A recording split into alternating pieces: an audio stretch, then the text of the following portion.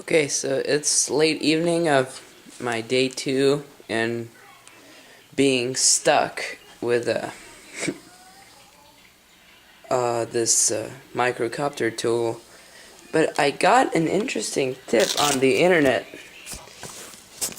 I was not thinking when I did the ribbon cable thing because I didn't push it all the way, so the metal thingies didn't get to the wire actually, and it didn't work.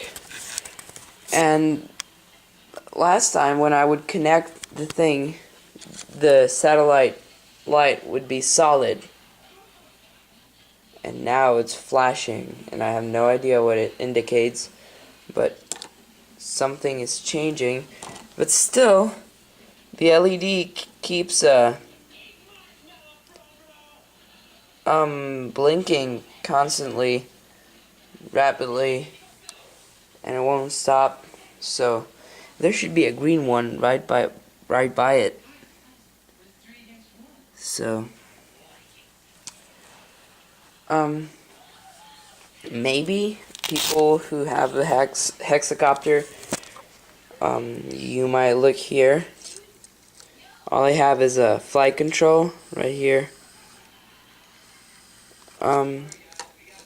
My DC is connected to the flight control over here. It's not shorting or anything. It's totally fine.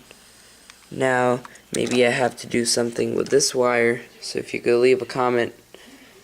This is a servo, and it has to do something with signal, I guess. It's right here. And I also have a compass, or compass, and the only bad thing is that I broke the ribbon cable. I found it on the internet for $1.99, the exactly same one with these. But is it necessary for me to mount it just in order to get my flight controller updated and working? So yeah, and here's my remote. It's on. So I did everything.